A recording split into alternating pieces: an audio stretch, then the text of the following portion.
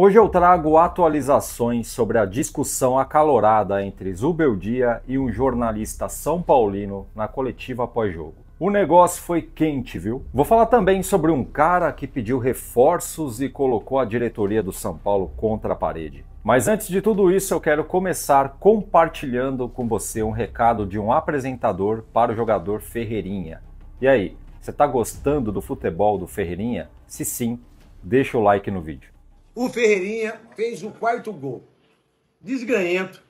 Ficou 9 meses sem fazer um gol. Aí eu, Alaneto, Pé de Rato, Zé Ruela, cheguei a madeira no Ferreirinha, nos donos da bola. Não vai fazer gol, não faz 10 gols do campeonato num ano, fala a verdade. Num ano, papapá. Falei um monte. 3 jogos, ele já fez 4 gols. Fez 2 gols da Libertadores, fez gol no último jogo São Paulo e Cruzeiro e fez o gol agora, o primeiro gol contra o Botafogo. E eu disse lá que eu ia usar uma tanguinha de onça se ele fizesse 10 gols no ano. E eu vou cumprir a minha parada. Então, Ferreirinha, você é o cara. Ferreirinha tá jogando demais, né? Obrigado, Neto, e esquece esse lance de tanguinha, viu? Ninguém quer te ver de tanguinha, não. E bem que poderia aproveitar o momento e subestimar o Luciano e o Caleri também, né? Vai que cola. E sobre o Caleri, eu fiquei preocupado com ele, hein? Ele se lesionou na partida contra o Botafogo e tomara que não seja nada grave. E seja lá o que for, que se recupere rápido e volte com essa pegada do Ferreirinha depois de ser provocado pelo Neto. E além dessa lesão do Caleri, aconteceu outra coisa chata nesse jogo, só que depois que o juiz apitou. Você viu isso, rapaz? Foi quente, hein? Eu já vou me aprofundar nesse assunto, só quero deixar 2 recados rápidos aqui. O primeiro é para você que quer antecipar o seu FGTS e não está conseguindo. Você está perdido nas burocracias,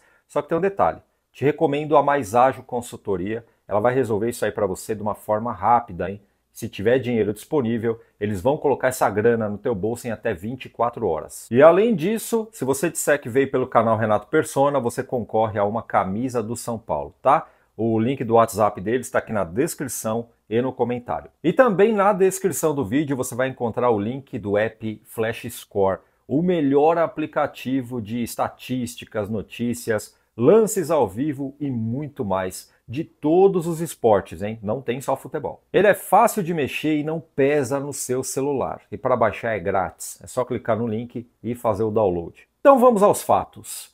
Essa discussão fervorosa que você está vendo na tela é entre o Zubeldia e o jornalista Gabriel Sá, depois do jogo entre Botafogo e São Paulo, lá na coletiva de imprensa. E tudo isso começou porque o jornalista fez uma pergunta referente à discussão entre André Silva e o Alan Franco, depois do apito final, e o Zubeldia não gostou da pergunta. E ele falou, esse foi o lance mais importante? Vai pensar somente na discussão de 2 atletas? Depois do jogo que fizeram, onde poderiam ter saído com a vitória, é natural que se cobrem. Não tenho nada a ver com essa situação desses jogadores. Fale sobre o jogo. É uma pergunta oportunista.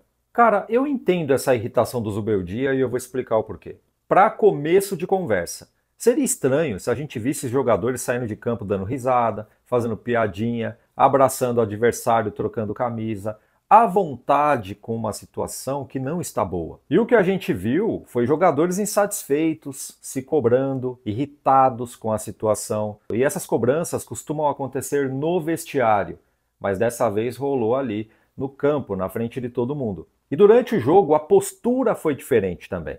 O São Paulo desfalcado fez contra esse super Botafogo o que não fez contra o Sport, Galo e Cruzeiro. O jogo terminou empatado, mas o São Paulo tinha condições de vencer. São Paulo teve um gol anulado injustamente, o gol foi legal e mais uma vez garfaram o São Paulo. Quando estava 2-1, teve 2 chances claras de gol para aumentar o placar e o São Paulo desperdiçou. E é visível que rolou uma evolução. E seria interessante, principalmente, os jornalistas são paulinos explorar esse assunto. Porque para chegar na voadora e morder a canela, temos aí a mídia clubista, temos os rivais que fazem isso com maestria, e aí vai lá um jornalista são paulino, podendo fazer uma pergunta que edifica o trabalho que vem sendo feito com toda a dificuldade do mundo por causa das lesões, principalmente. O que ele faz?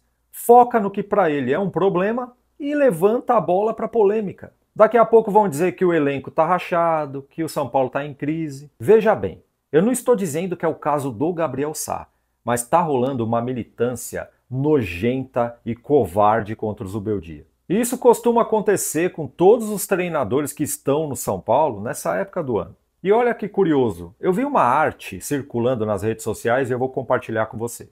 Em 2023, Dorival foi anunciado no dia 20/4. Em 2024, Zubeldia foi anunciado no dia 20/4. Em 2025, Belmonte garante Zubeldia contra o Santos, que será dia 20/4. E tem um detalhe, o mês de abril fica exatamente no meio de duas janelas de transferência, a do começo do ano e a do meio do ano. E mercado da bola é um negócio que dá muita audiência para os programas esportivos, só que não tem como trazer jogador fora da janela de transferência. E aí sobra o quê? Troca de treinador. Não sei, mas talvez essa militância para derrubar o Zubeldia seja para atrair um pouquinho mais de atenção nessa escassez de mercado da bola. Sabe aquele cliquezinho, o likezinho? Pois é. E eu fico imaginando qual seria o treinador que chegaria no São Paulo nessa situação.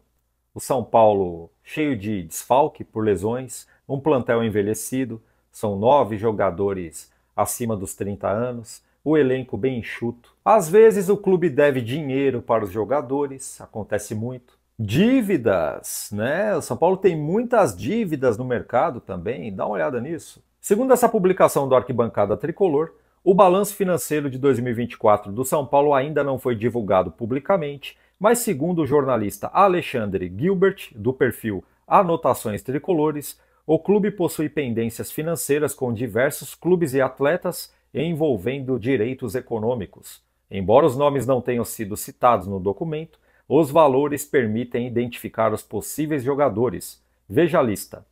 Tem dívida com o Elche pelo jogador Rigoni, tem com o Deportivo Maldonado pelo jogador Caleri, Gabriel Neves, para ele mesmo no caso, tem dívida pelo Alan Franco, pelo Ferrarese, deve também ao Jackson Mendes, Ferreirinha, ao Belgramo pelo Santiago Longo, Jamal Lewis. São Paulo deve o Rigoni, que saiu em 2021. O Rigoni, meu amigo, você já parou para pensar?